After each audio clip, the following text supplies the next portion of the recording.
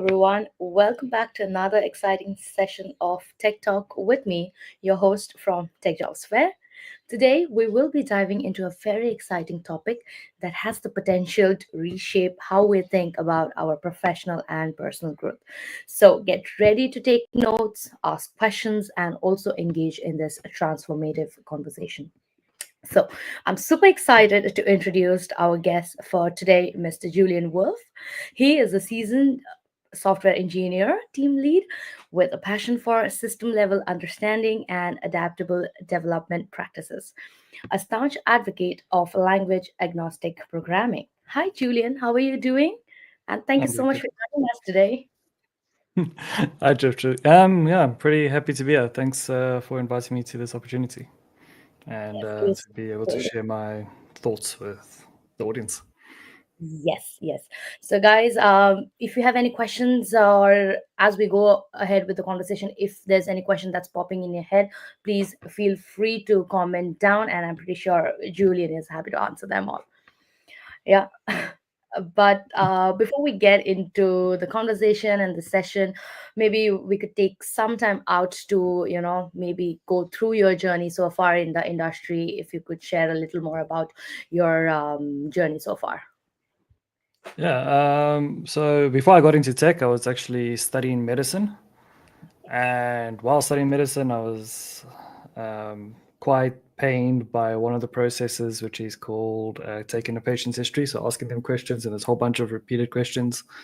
So I actually, at that point, built myself an app so that I could do it and keep a track of it to make my life easier. And I just thoroughly enjoyed the process and kept moving from there. Went and studied at a university in South Africa called We Think Code, which really helped drive my understanding of technology and really works with the whole idea of if there's something you want to know, go out and figure it out. Yeah. And that kind of leads into all of it. And then they hired me afterwards to build their system. And then a company called DXC contacted me and they're like, hey, we want you to come and work here. So now I'm back to corporates and working on the government system. So I'm all over the place, but it's pretty fun. Awesome. So it's really like you paved the way for yourself. Yeah. Awesome. So what inspired your initial curiosity for coding, like, when you build that app, or how has that curiosity evolved over time? So what inspired the curiosity was I had a need to, well, essentially the same way it works with software. There is a need, and you've got to Yeah. solve it. And it's not the answer isn't always straightforward on a piece of paper saying, okay, in order to solve this problem, you've got to pay someone, a lot of money, and they'll solve it for you. That's usually the answer, but not everyone has that opportunity. So it comes down to looking inside of yourself and being like, all right, is there something I can do myself, or do I need help to get there? And what can I do to get there? Um, for me, it was quite a journey of, all right, I have this, like I said, the patient history, and there's certain questions that are always repeating, and they're yes and no questions, essentially. I was like, okay, how can I do this? So I just started exploring different ways and going into it, and I just kept on going and moving. And the more I learned, the more I enjoyed it. The more I enjoyed it, the more I understand it. The more I understand it, the better, easier it gets. And it's you'll find that most of the frustrations that we have comes from a lack of understanding or the unknown part of it. So if you can solve for that, the rest becomes easy. Right. And I use that in my everyday situation. That's great. So how would you say that, you figured out that need, basically, and how do you think that fresher right now can understand and develop that, whether they are curious for something or not? They might just feel that they're confused, but how Mhm. can they, figure that out? Good question.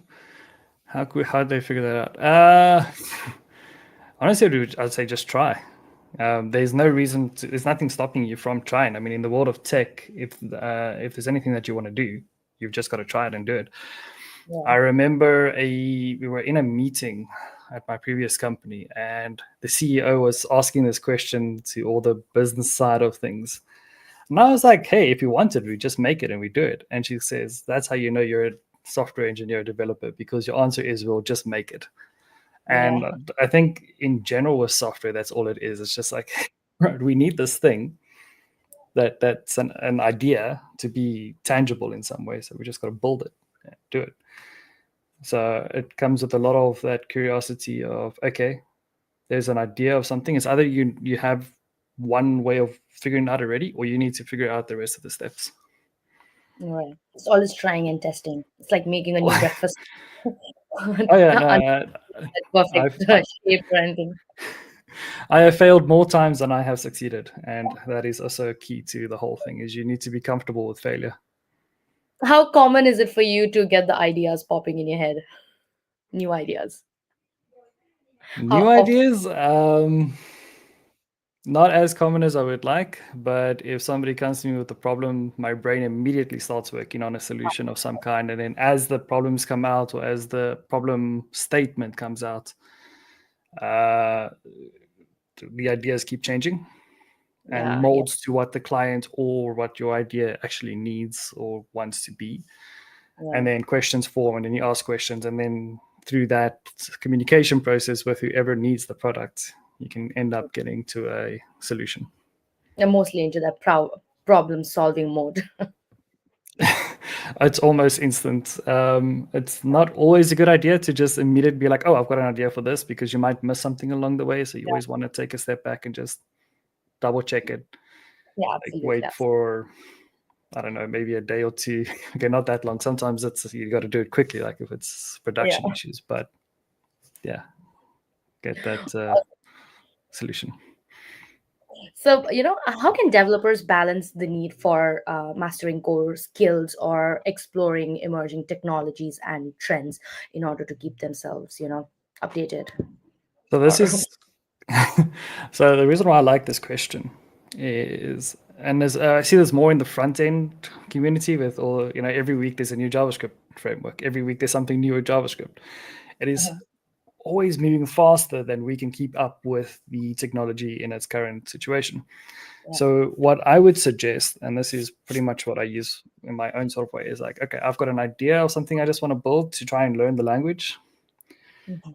At that point in time, figure out what language or system that you want to use, and then take it from there, and understand, no matter how hard we try, we will never know everything, but that doesn't stop us from trying to understand as much as we can about what we need to do, and that will Yeah. get you further along in your career than you need to be, or not need Is to it be, but want to be.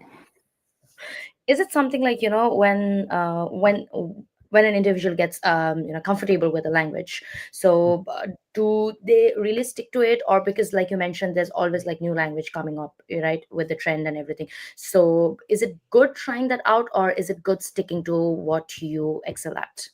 Because I know there's so many programming language right now, and for me it's going to be a bouncer. Right? I won't even understand majorly. So, but still, is it a good thing to keep trying and learning and trying to figure out? Maybe they get interest in new language, or is it like good to stick to ones you already know and you're like good at it? So I've got two opinions on this. Uh-huh. One being from my own personal point of view, as with the introduction statement that you gave about the language agnostic approach. In that case, it's not about the language, it's about what you know and how you understand how to build software at the end of the day. So you follow the principles, like the design patterns, you follow through with common practices and what's happening now in the industry. What does your client actually need versus what's the technology you need to build the client, or build the software for the client. When it comes to the other side of the coin, you have certain people who are way more comfortable and way happier being, what's the word I'm looking for? Not stigmatized, being known as a X developer, right? So not X as in X Twitter, but Mm, like I'm a Java developer or I'm a JavaScript developer. yeah. They prefer to be in that mindset and focus purely on that, and that's fine. That's just not enough for me as a what I want to be. So I have done many languages throughout the career so far, and not once have I been shied from trying something new. Um, and what makes it tricky, I think, is it's introspection. So it's about yourself. It's what is it about the job or your drive to be in technology that's going to satisfy you for this case. Are you in it just for the money? Then you're probably good with just sticking in one spot and just mastering that. And then in whatever amount of time it takes the company to make you a staff or principal engineer, and then you can, enjoy being there, then go for it. But I like the challenge of, there's a tool for every job, and it's figuring out what is the correct tool for the job that you want to do. Yeah, that's right. I mean, I I mean like for how you have the approach. I like the approach you have. yeah, I've got a friend who just wants to be a Java developer. That's all he cares about. And I'm like, why? And he goes, because he's good at it. I'm like, you can be good at other things too. But he's happy with that, so I just leave him. Yeah, a lot of people, it's like just buying black clothes. Like, there's so many colors, but they always want black. Yeah. Sticking to black. Yeah. So, what would be your suggestion if someone wants to start their career, or understand what would be what are the basic languages they can start their career with? What would be your suggestion on that? So there's two approaches to it. If you are just wanting to understand programming in Mhm, one way, then your easiest ones is Python, JavaScript. That, as much as I have opinions about them, they do get the job done and they do work. mhm, If you're more into wanting to understand what the computer is doing, then you go for more lower level languages, your C's, your assembly, C++, something where you manage more about the system, and there's not a lot of things that is obscured from you as the developer. The more, this is what I've noticed, except for some new languages, the newer it is, the more is taken away from you, and you just write and it sorts out everything. But I find that by knowing more about what's happening, mhm, like further down, it helps you to understand why things are failing. If something crashes, you'll be like, okay, I understand the basics of what my computer is doing or what the CPU or the compiler is doing. I can solve this issue. And that mhm. is sort of where it gets easier, I think. And it's helped me more than anything else is when I was working with one of those languages that obscured. When something failed, I was like, okay, let me just go back to what I know from a low level. I was like, I understand what's happening here. I can go back and solve the issue. Yeah, that's right. That's right. Maybe it also helps you being up to date, like with the trend and everything. I mean, yeah, if you can keep up with the trends, that's another thing. I think the trends change more than most people change their underwear. So it's kind of hard to follow everything at the whole time and keep up to It's date. like unstoppable right now. Well, especially in the JavaScript world, like I said, there's a new something every week, and it's hard to follow. I don't do That's it. I don't use JavaScript often, but I still follow it just so I know what's happening. yeah, yeah, right. And that's pretty much it. I just to keep track, and that's it. Right. So what were the strategies or habits that you followed or found most effective for sustaining curiosity and also avoiding burnout in a tech-driven career? Of course, I think that's common to have a burnout, right? Oh, 100%. It's Yeah. going to happen. If you can avoid it, good for you. I have struggled to avoid it, but that's just because there's not enough time. However, uh, like I say, with strategy and habits, I find what does help is to not get your mind in a box. So focusing only on what you're doing for work, like Mhm. 24/7, you need to know when to shut off. So Yeah. you start your day, you do your day, and when it gets to that clock off time, when whatever it may be, depending on where you are, you just shut off at that point. It's hard. I struggle to do it. I've been known to wake up like 3 o'clock in the morning, be like, "Oh, that's the solution! Quickly get up, go sit down, and solve it." It's not the best thing to do, but sometimes you're gonna forget, and then you wake up and it's like, "Oh, what was I thinking again?" And it's gone. It's Yeah. happened to me a lot as well. So it all depends on that. But what does help for sustaining the curiosity is don't stop asking why. I've seen a lot with people I've worked with and juniors, there's not enough whys being asked. It's just accepting the situation for what it is or how things are for what it is. Whereas for me, I want to know why. And I've asked that question a lot. I'll be like, but why are we doing this? What's the reason for this? Can we not do it a different way? And it's like, Yeah. I don't mind being told no. That's a, no, we have to do it this way because XYZ, because that's going to help me learn. And that's within a professional way. For a more private kind of way of, well, not private, but like personal. For example, Java, if you know about it, it runs on a virtual machine.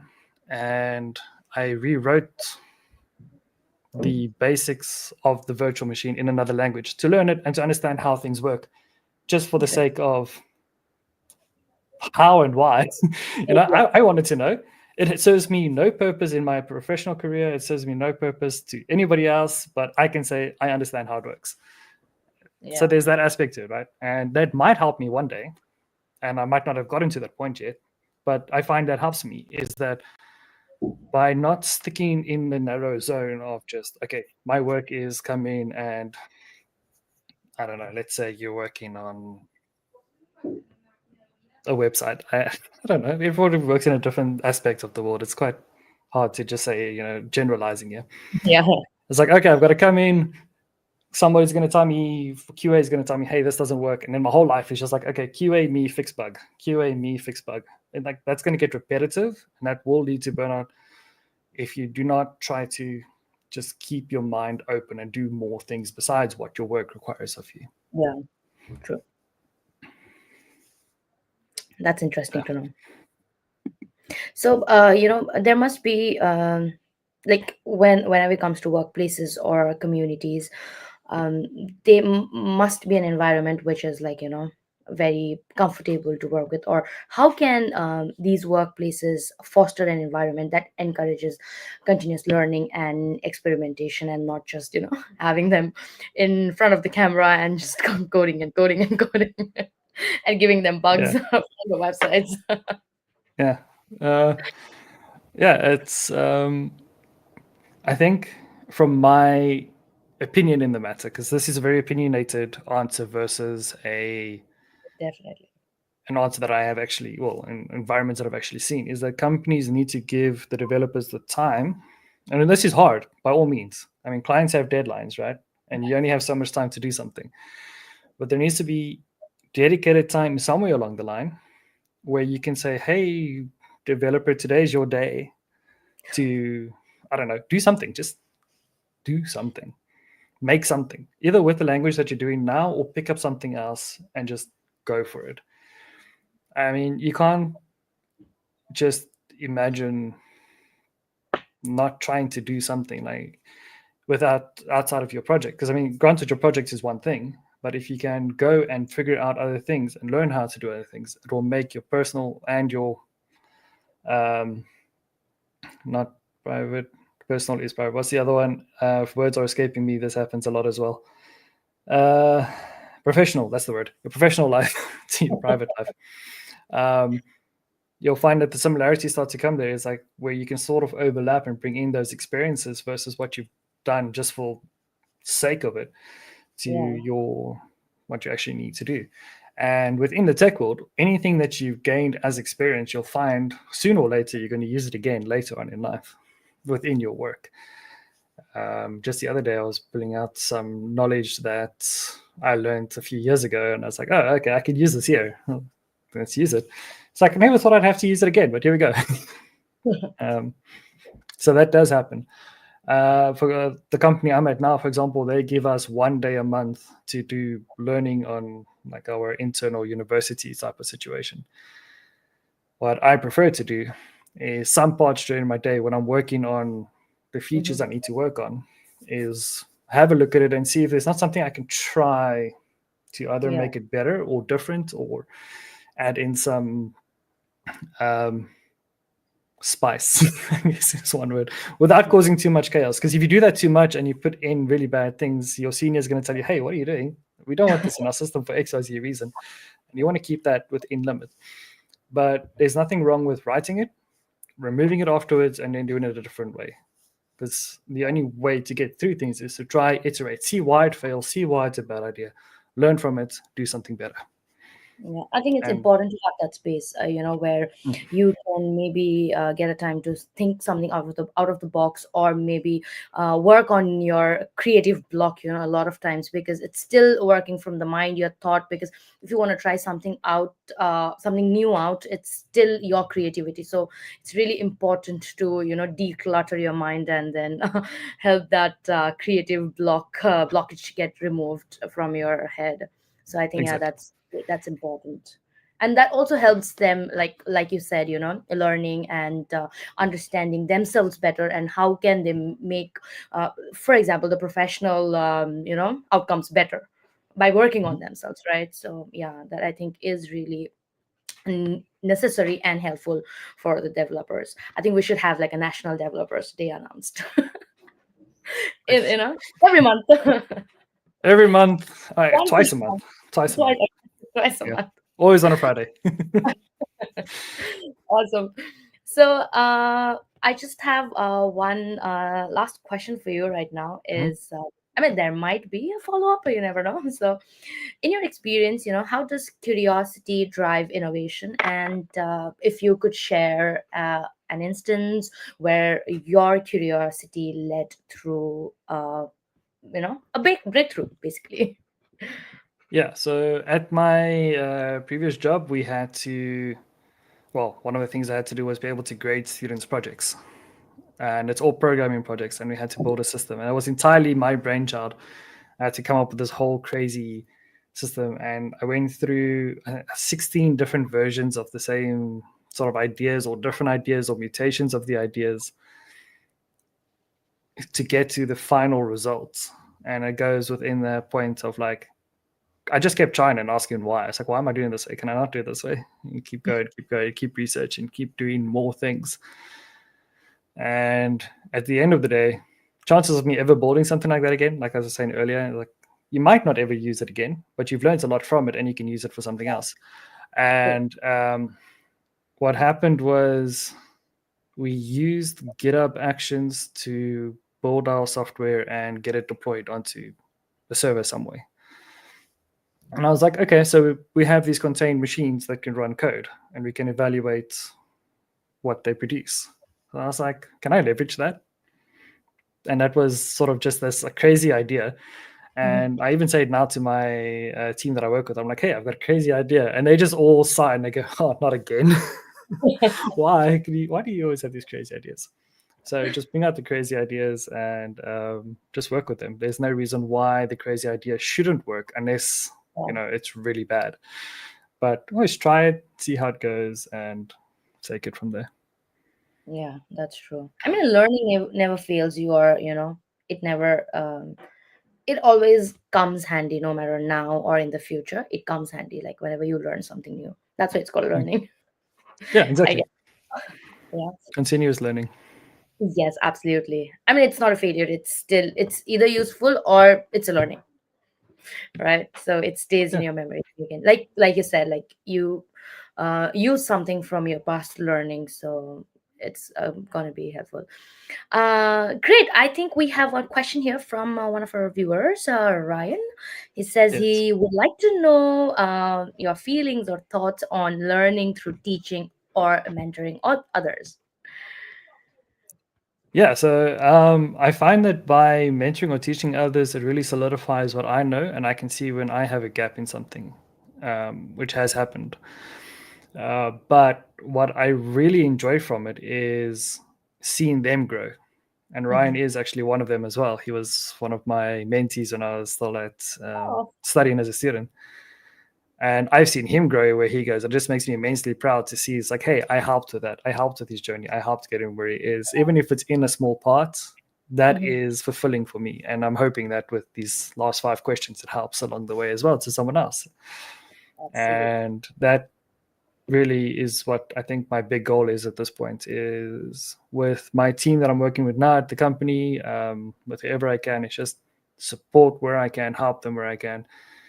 And I've got a few mentees that I've had where I hear their success stories and I'm just immensely proud of them. And it just really helps and drives me to do better and be better at it and, you know, get to where I want to be. Just one like last question. What is the best Mm. part of being a developer for you personally? The best part of being a developer, it's the aha moment. It's when you've been sitting on a problem for like however long it's been. I think the longest one I was on an issue for like a month, 2 months, and I could not figure it out. And then just that one day, it was just like Crazy. clicks, and it's just like finally the weight is off your shoulders. You can do it. It's great. You call your team and you're like, "Hey, I figured this out," and they're like, "That was a problem?" I'm like, "Yes." And it's like, "Why was that a problem?" And you go through the whole process with them, and it's like an hour, 2 hour talk later, and they're like, "Oh, I get it now." It's like we would never have figured that to be a problem. And yeah, and that also helps me with learning is those issues, those problems is like I'm sitting there, I'm going through it. I'm like, okay, we've got to figure this out. It's going to take time, but we'll get there. Yeah. I like how you use that expression, aha, and then when you explain it really made sense. And then I could imagine you being like, sitting in front of your computer and then you being like, aha, and then finally understanding the or getting the solution. Yeah. So yeah. I've had it Really, at client. I've had it at we have these test day situations, and I'm sitting there, and the person comes to me, is like, "Hey, this isn't working." I'm sitting, I look at this here. I try some things, try it again, and then I just jump up in my chair. I'm like, "I've got it!" And everyone looks at me, and I'm like, "Don't worry, everything's fine. Sit down again and continue." Like I really get excited, and it really gets me going. So it's great. absolutely, absolutely. Great. That was amazing. Thank you so much once again for your valuable insights. But due to time limitations and all of that, we have to bring the session to an end. However, before wrapping this up, is there anything that you would like to add from your end to our viewers, and anything that you would like to say to them? Yeah, so thank you for listening, and I hope I didn't bore you too much. I think one important part is just like I say, keep on learning, don't stop. If you have an idea, just try it. I mean, the worst that can happen is it fails and you try something else. It's really not the end of the world. A failure in the tech space is your bread and butter, essentially. Absolutely, and that could be your breakthrough as well. So guys, keep trying. Yeah. Awesome. That's all for today. Thank you so much, everyone, for joining us and watching us. So, thank you once again, Julian, for joining us. It was a pleasure having you with us today. And I will see you all again soon. Until next time, take care and happy holidays, everyone. Hope you have a lovely rest of the year and a beautiful beginning of the next year. Thank you. Bye bye. Bye.